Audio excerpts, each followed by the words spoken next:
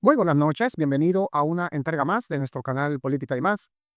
El día de hoy vamos a hablar de un tema que está en boca de todo el mundo. Y vamos a hablar de la felicitación que le hizo Donald Trump a Claudia Sheinbaum, producto de esa gran obra que él así lo mencionó, que ha hecho Claudia Sheinbaum, deteniendo la migración y deteniendo el tráfico, de eso mismo que termina en Nilo. Y estas felicitaciones vienen en un momento clave, porque viene en un momento donde Claudia Sheinbaum en el Zócalo da una demostración de fuerza muy grande, viene en una reunión que tuvieron producto de la elección para el Mundial de los partidos y la sede, y ahora viene esta felicitación acompañada de Kristi Noem, que es una mujer de la suma confianza de Donald Trump y de la mano derecha de Donald Trump, que se lleva casi de todo lo que dice. Bueno, pero estas felicitaciones no dejan un agridulce, un dulce amargo no deja estas felicitaciones. ¿Por qué? Porque tenemos que saber que las personas que migran a Estados Unidos lo hacen por diferentes razones. Algunas lo hacen por necesidad, otras lo hacen simplemente por una cuestión turística, eh, de manera ilegal, van a Estados Unidos, prueban y se devuelven. Y si no les gustó y si les gustó, se queda. Y otras lo hacen corriéndole a la violencia de sus países. Entonces, ah, no es tan bueno lo que está diciendo Donald Trump. No es tan bueno porque ha reducido la migración en un 91%. Eso es enorme. Y eso es en la frontera sur, entre México y Estados Unidos. Un 91%. Quiere decir que si estaban pasando 10 migrantes, ahora mismo está pasando uno. ¿Y por qué digo que eso tiene un agridulce? Porque eso es un punto para Donald Trump, que es muy bien para sus electores que lo eligieron para eso, pero también es la realidad de una persona que no va a poder pasar a Estados Unidos buscando mejor vida. Y esto se ha dado, ¿por qué? Porque hay mayor seguridad en la frontera, obviamente, tanto del lado de Estados Unidos, porque hay que ser honesto, Estados Unidos también ha puesto su parte en lo migratorio, en lo migratorio. En el otro tráfico que termina en Nilo, eso no, ahí no. Pero en lo migratorio ha hecho un gran esfuerzo y de una u otra forma ha presionado a México, porque sí lo ha presionado, amenazándolo con aranceles. ¿Para qué? Para que México también haga un mayor esfuerzo. Y creo que Donald Trump lo único que está haciendo es buscando seguridad para su país, porque si bien es cierto que la mayoría de migrantes buscan mejor vida, no menos es cierto que también pasan muchas personas a no hacer lo bueno. En eso tenemos que estar claro. Entonces, mire, la realidad de la frontera ha cambiado, como le dije, por ese nivel de seguridad. Ese nivel de seguridad que ha puesto Donald Trump, incluso ha mandado la guardia, la ha mandado el ejército en el caso de México. México ha mandado también la Guardia Nacional, el ejército, y Donald Trump también ha mandado a ambos, tanto la guardia como el ejército, y a eso súmenle la seguridad fronteriza que tiene. A eso súmenle que le ha puesto inteligencia, satélites, drones. O sea, en eso él tiene músculo para presentarle a los norteamericanos, de que la migración en la frontera sur ha bajado bastante.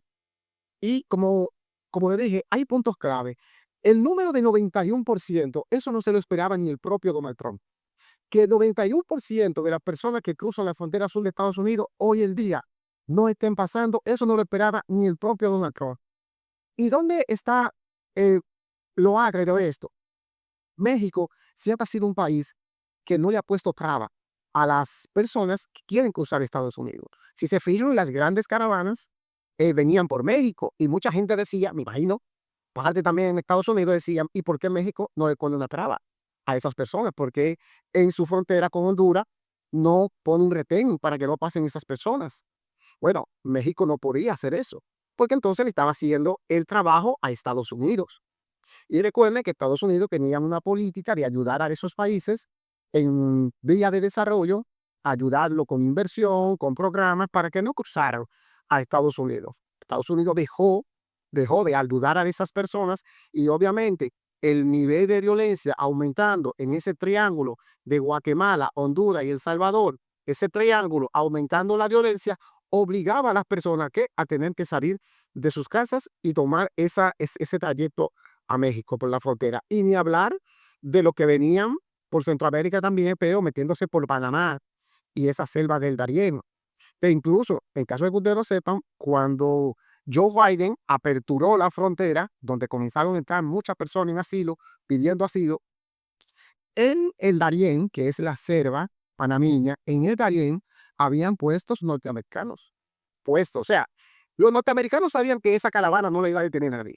¿Y qué ellos hacían? Ponían puesto en el Darién y comenzaban a revisar quién podía ser un peligro para Estados Unidos, quién podía representar un peligro para la seguridad interna norteamericana, si iban posibles narcotraficantes, y entonces Estados Unidos de una u otra forma se curó en salud con eso. Pero en el Darién, lo que pasaba en el Darién es indescriptible, porque el Darién también está tomado por grupos criminales cuando comenzó esta oleada. Entonces tenía por México y tenía otra ruta que eran ya los casuales, de El Salvador, por la propia Nicaragua, Honduras, venían por México, por la frontera, y también venían ya los de otros países, en el propio Brasil, que había muchos haitianos, venían por Sudamérica, hacían ese trayecto por Sudamérica, caían en Centroamérica y venían por el Darién.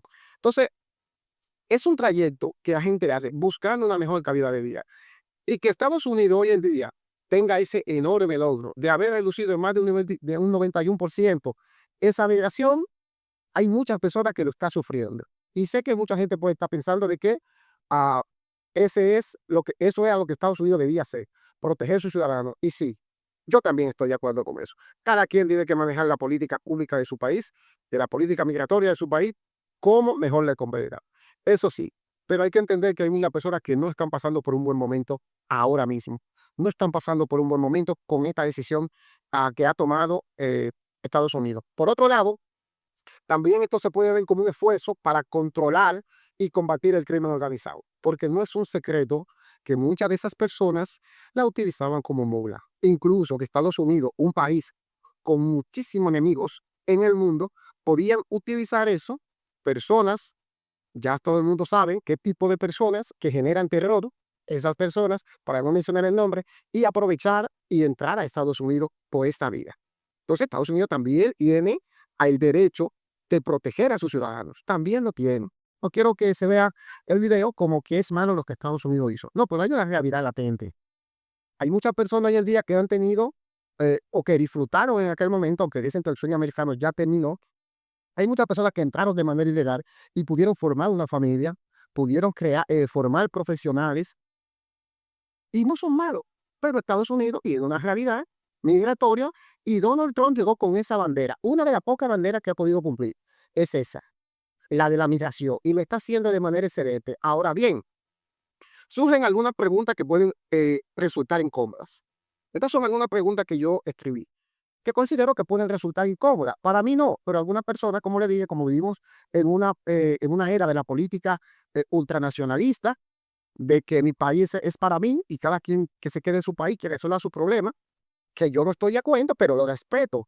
Hoy en día lo que es Estados Unidos es gracias a los norteamericanos que construyeron ese país, que salieron a marchar para que sus políticos generen política pública que le permita a ellos avanzar, que invirtieran en educación, que invirtieran en salud, que invirtieran en seguridad, que invirtieran en tecnología, que invirtieran en investigación y desarrollo para que hoy en día puedan disfrutar de una nación moderna, porque usted puede criticarle a Estados Unidos que tiene una sociedad con unos niveles de atraso enormes, una sociedad que piensa que porque tú eres negro, porque tú eres de otro país, eh, tú eres menos. O sea, eso es un problema social, mental, ese problema.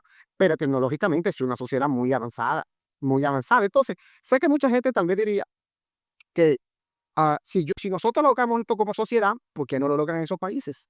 Eso es una pregunta que es válida y hasta puede generar un debate. Vamos a mostrarle, yo formulé 4 preguntas y me gustaría que los que están en el chat, los que están aquí en el chat en YouTube, los que están en TikTok, no me pueden ver, pero vamos a ver si podemos responder estas 4 preguntas. Acá las que están, a ver, ve, yo formulé esas 4 preguntas. Ve, la primera, ¿estas políticas están cumpliendo su objetivo real de seguridad y orden o están generando una crisis humanitaria silenciosa? La crisis humanitaria no la está generando la política, pero yo me quiero hacer esa pregunta y quisiera ver quién de ustedes puede ayudar a contestarla.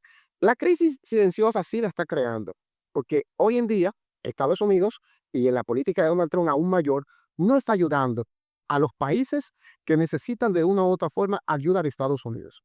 No está ayudando. Donald Trump está ayudando solamente a lo que considera que pueden servirle a él, a más nadie. a más nadie.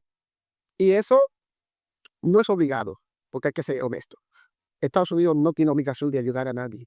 Estados Unidos es un país que creció sobre la base del esfuerzo, que sí, soyugando a América Latina, poniéndole el pie en el cuello, sí, es verdad, también, pero los latinoamericanos tampoco hemos hecho muchas cosas para que nuestro país avance. Lo que hacemos es mejor emigrar.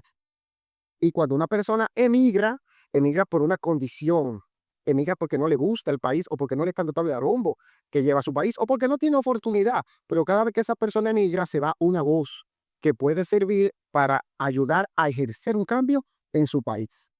¿Me entiendes? Entonces, esta crisis humanitaria, que es la que yo considero, la pongo entre comillas porque es lo que yo considero, es una crisis humanitaria silenciosa.